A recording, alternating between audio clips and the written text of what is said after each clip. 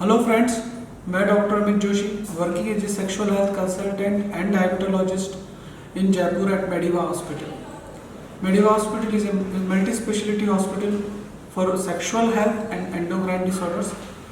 Basically, we are dealing all sexual problem and diabetic problem in all age population. बच्चों से लेकर बूढ़ों तक हम सेक्सुअल ट्रीटमेंट पे जो बेस्ट और एडवांस ट्रीटमेंट है वो हमारे मेडिवा हॉस्पिटल में होता है।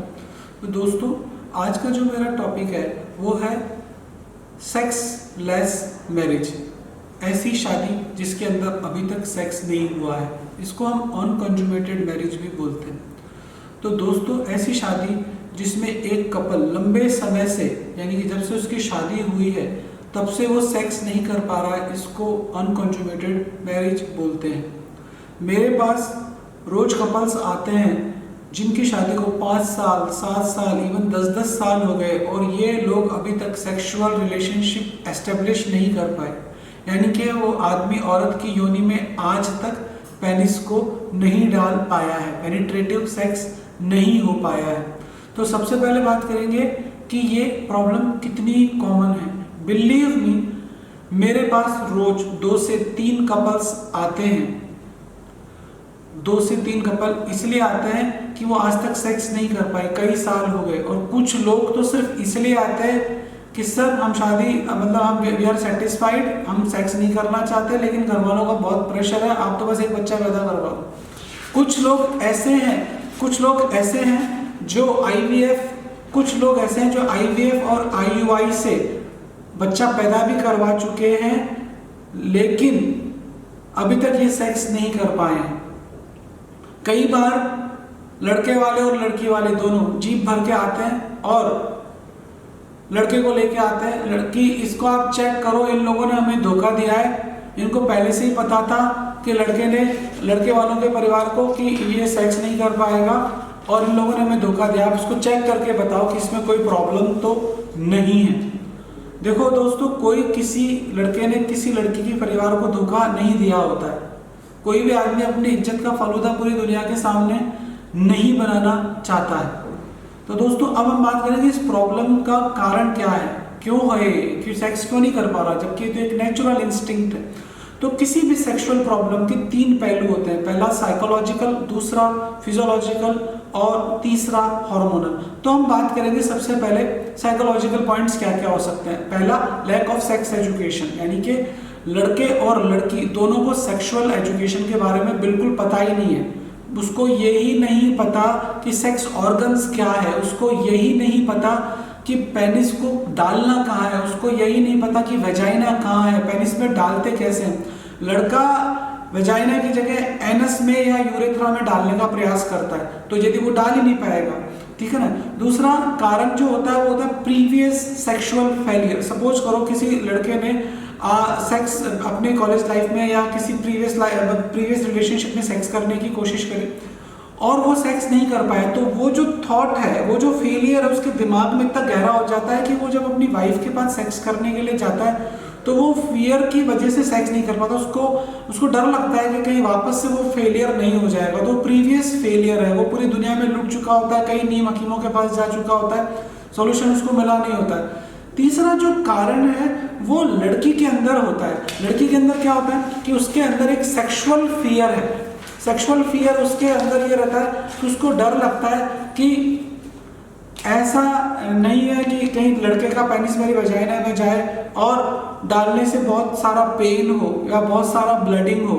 तो मतलब उसको ऐसा लगता है कि जब फर्स्ट टाइम सेक्स करेंगे तो खूब सारा खून बहेगा, बहुत सारा दर्द होगा, तो उस फियर की वजह से लड़के को सेक्स करने से रोकती है। वो अपनी टांगों को बिल्कुल ऐसे दबा लेती है, खींच लेती है, तो वो जैसे ही पेनिस अंदर डालने की कोशिश करता है तो वो अंदर जगह ही नहीं डाल पाता और बेचारा लड़का जो है वो साइकोलॉजिकल इरेक्टाइल डिस्फंक्शन में कई बार पहुंच जाता है। तो ये कुछ साइकोलॉजिकल इश्यूज है। एक साइकोलॉजिकल इशू है कि जो लड़का है वो पॉर्न एडिक्टेड होता है, उसको वाइफ को देखने से इरेक्शन ही नहीं आता है, उसको वो जो पोर्नोग्राफी की हीरोइन है उसी को देख के सेक्सुअल फैंटेसीज डेवलप होती है। तो एक नॉर्मल लड़की और एक पोर्नोग्राफी की लड़की के अंदर बहुत सारे अंतर होते हैं, तो इस वजह से उसको इरेक्शन नहीं आ पाता। अब हम बात करेंगे कि क्या क्या फिजियोलॉजिकल रीजंस हो सकते हैं। तो पहला फिजियोलॉजिकल रीजन है सीवियर इरेक्टाइल डिसफंक्शन, मतलब वो जो लड़का है उसको इरेक्शन नहीं आ रहा है। उसका रीजन क्या हो सकता है? उसका रीजन ये हो सकता है कि ओल्ड एज्ड मैरिज। कई बार कई कम्युनिटीज के अंदर शादी ही 30 या 35 के ऊपर हो रही, 35 साल प्लस लड़का है, 35 साल प्लस लड़की है, तो दोनों के अंदर क्या होगा, वो ऑलरेडी इतने मेच्योर हो चुके हैं, उसके साथ कुछ मेटाबॉलिक डिसऑर्डर्स भी जुड़ चुके होंगे, जैसे कि डायबिटीज, हाइपरटेंशन, ओबेसिटी। अब वो इतना मोटा हो चुका है कि उसको सेक्स करने में दिक्कत आती है, वो सेक्सुअल पोजेस ट्राई ही नहीं कर पा रहा। तो इरेक्टाइल डिसफंक्शन भी एक रीजन है इसका, कि इसकी वजह से वो सेक्स ही नहीं कर पा रहा है, उनके अंदर वाकई में प्रॉब्लम है। और रीजन क्या है प्रॉब्लम का? ओबेसिटी या एज, ये दोनों रीजन हो सकते हैं। लड़की कई बार इतनी मोटी होती है कि वो पेनिस को डाल ही नहीं पाता है, या उसका जो लड़का के ओबेसिटी की वजह से उसका पेनिस बड़ा माइक्रो हो चुका होता है, दिखता ही नहीं है। तो ये सब एक रीजन होता है। दूसरा जो फिजियोलॉजिकल रीजन है सीवियर प्रीमेच्योर इजैकुलेशन, मतलब जब भी वो सेक्स करने की कोशिश करता है, फोर प्ले करता है, किस करता है, तो डालने से पहले ही डिस्चार्ज हो जाता है। और ऐसे एपिसोड कई बार होते हैं, वो जैसे डालने की कोशिश करेगा डिस्चार्ज हो जाएंगे। तो डिस्चार्ज होने से क्या होगा, लड़की में फ्रस्ट्रेशन आ जाएगा और फिर वो उसको कॉपरेट करना बंद कर देती है। तो इस तरह से जो प्रॉब्लम है वो अनकंजुमेटेड मैरिज में कन्वर्ट हो जाती है। इसका एक जो फिजियोलॉजिकल रीजन है वो है जो लड़का है उसके अंदर फाइमोसिस हो। कई बार हम जब लड़के को देखते हैं तो पेनिस चेक करते हैं तो उसकी खाल पीछे नहीं जाती, या फोर स्किन टाइट होती है। जब हम उसको पीछे करने की कोशिश करते हैं तो उसको सीवियर पेन होता है। तब जब जैसे ही पेनिस इरेक्ट होगा, खड़ा होगा, तो खड़े होते उसको तेजी के साथ दर्द होने लगता है। उस दर्द की वजह से वो सेक्स नहीं कर पाता है। बड़ा आसान सा प्रॉब्लम है, लेकिन इतना बड़ा प्रॉब्लम में कन्वर्ट हो जाता है। तो ये एक रीजन होता है। एक रीजन जो होता है वो होता है कि lack of sexual desire. Lack of sexual desire क्या है कि लड़के के मन के अंदर कोई या तो पुराना प्रेम होता है, या उसके अंदर सेक्सुअलिटी डिफरेंट होती है। मतलब लड़का होमोसेक्सुअल हो सकता है और उसने ये चीज खुद से या पेरेंट्स से छुपाई हुई होती है। वो मजबूरी में शादी कर लेता है किसी प्रेशर में आके। अब लड़का यदि उसकी सेक्सुअलिटी होमोसेक्सुअल है तो वो किसी लड़की के साथ सेक्स कैसे कर, मतलब उसको इरेक्शन या फीलिंग ही नहीं आती। वो उसको आनंद ही लड़कों के साथ आएगा, या गे है तो अपने पार्टनर के साथ आएगा। तो ये एक रीजन होता है। फीमेल्स की जो मोस्ट कॉमन सेक्सुअल प्रॉब्लम हो सकती है वो हो सकती है वेजिनिस्मस, मतलब लड़की की जो वजाइना है वो ब्लॉक हो चुकी है या उसके अंदर स्पाज्म है। यानी लड़का जैसे ही उसमें घुसाने की कोशिश करता है तो वो घुसा ही नहीं पाता, उसके अंदर इतना स्टिफनेस हो चुका है, हाइमन इतना टाइट हो चुका है कि वो जैसे ही डालने की कोशिश करेगा वो इरेक्शन गायब हो जाएगा और वो जो लड़की है वो पेन से चिल्लाएगी, वो दर्द से चिल्लाएगी, तो उसको छूने नहीं देगी। तो ये उसको वेजिनिस्मस बोलते हैं। अगेन इसका एक इलाज होता है, आप चाहे तो हमारे वेजिनिस्मस का एक टॉपिक ऑलरेडी हमने यूट्यूब पे डाला हुआ, उसको देख सकते हैं। सेकेंड रीजन जो लड़की में होता है, लुब्रिकेशन की कमी होती है, मतलब योनि में चिकनाई नहीं होती है। चिकनाई नहीं होती तो क्या होता है कि वो डालने की जब कोशिश करता है तो ड्राइनेस ऑफ वजाइना की वजह से पेनिट्रेट कर ही नहीं पाता है। लेक ऑफ सेक्सुअल बिहेवियर मतलब sexual desire, lack of sexual Dzire मतलब कि लड़की जो है अगेन उसकी मर्जी के बिना शादी करी गई है, तो प्रीवियस लव अफेयर है, तो वो ऐसी कंडीशन के अंदर लड़के को कॉपरेट नहीं करती। तो these are some physiological and these are some psychological point of unconsummated marriage. अब हम बात करेंगे हार्मोनल इशू क्या हो सकता है इस मैरिज के अंदर। हार्मोनल इशू अगेन कि लड़के को पता ही नहीं कि उसके टेस्टिस का डेवलपमेंट नहीं हुआ है, या बच्चों के पेरेंट्स को पता ही नहीं होता, वो शादी कर देते, या माइक्रोपेनिस है, हाइपोगोनाडिज्म है, टेस्टिकल का डेवलप नहीं हुआ है तो हार्मोन प्रोडक्शन ही नहीं है, हार्मोन प्रोडक्शन नहीं तो इरेक्शन नहीं आ रहा है। लड़की के अंदर पीसीओडी हो सकता है, थायराइड हो सकता है।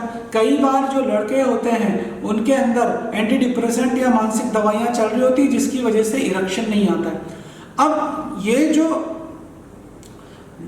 डिजायर को कम कर, ये जो एंटी डिप्रेसेंट इनसे डिजायर कम हो जाएगी। अब डिजायर कम हो जाएगा तो लड़के का मन ही नहीं करेगा सेक्स करने का। और मैंने कई बार पाया है कि कुछ फैमिलीज ये बात लड़की वालों से छुपा लेते हैं। अब ये बात लड़की वालों से जब हम छुपा लेंगे तो और बाद में पता चलता है तो फिर मामला बड़ा पेचीदा हो जाता है। इसको समझाना वो ये लोग सोचते हैं कि इन्होंने धोखा दिया, और ये वाकई एक गलत बात है। आपको पहले ही बता देना चाहिए कि भैया ये मेडिकेशन पे मेरा लड़का है और हर चीज़ का आजकल इलाज है। सो हम बात करेंगे what is the treatment of unconsummated marriage और सेक्सलेस मैरिज, और शादी के बाद जो लोग अभी तक अपनी मैरिज को कंज्यूम नहीं कर पाया। तो ट्रीटमेंट इसका बहुत ही सिंपल है, क्योंकि ये प्रॉब्लम इतनी कॉमन है। आप सोच सकते हैं मेरे पास रोज 2 से 3 कपल आते हैं, और ये सारे जो कपल्स होते हैं वेरी हाईली एजुकेटेड होते हैं। They are CAs, they are IT professions, और बहुत हाईली एजुकेटेड लोग होते हैं। तो और कई बार वो इंडिया से बाहर से भी आते हैं। तो आप सोच सकते हैं कि एक छोटी सी प्रॉब्लम कितना बड़ा वंडर कर सकती है। जो प्रॉब्लम नॉर्मली 7 से 10 दिन में सही हो सकती है, उसके लिए आप 10 साल तक वेट करते रहते हो। अपने जीवन के जो सबसे खूबसूरत पल होते हैं, अपने जो जीवन के सबसे बेहतरीन सेक्सुअल लाइफ के पल होते हैं, आप उनको खराब कर देते हो एक डॉक्टर के पास कंसल्ट नहीं करके, या अपने आप को ये समझ के मेरे में कोई प्रॉब्लम ही नहीं है। अक्सर जब हम लड़के से पूछते हैं यार तुम सेक्स क्यों नहीं कर पाते, मेरे में कोई प्रॉब्लम नहीं है, अभी टाइम नहीं है, अभी काम इतना ज़्यादा है, मैं इतना बिजी हूँ, ये चीज़ें तो बाद में भी हो जाएंगी। तो ये सब प्रॉब्लम है, और मैंने आपसे कहा कि 10 दिन में ये प्रॉब्लम सॉल्व हो जाती है। इसकी वजह से वो 10 साल खराब कर लेते हैं। सो इसका ट्रीटमेंट सबसे पहला क्या है? सबसे पहला ट्रीटमेंट ये है कि हमें ये पता करना है कि भैया ये फिजियोलॉजिकल प्रॉब्लम है, हार्मोनल प्रॉब्लम है, साइकोलॉजिकल प्रॉब्लम है। ट्रीटमेंट को पहले डायग्नोस करो कि भैया ये प्रॉब्लम क्या है। उसके बाद हम बात करेंगे कि ट्रीटमेंट में सबसे ज़्यादा क्या है। सबसे ज़्यादा जरूरी चीज़ है कपल काउंसलिंग। आप अपनी पत्नी के साथ आते हो, अपने वाइफ के साथ आके आप हमारे साथ मिलते हैं, तो हम एक कपल काउंसलिंग सेशन आपके साथ करते हैं, और उसके अंदर ये डायग्नोस करने के बाद प्रॉब्लम क्यों रही, दोनों को कुछ थेरेपी समझाते हैं, जिसको हम सीनेट फोकस बोलते हैं।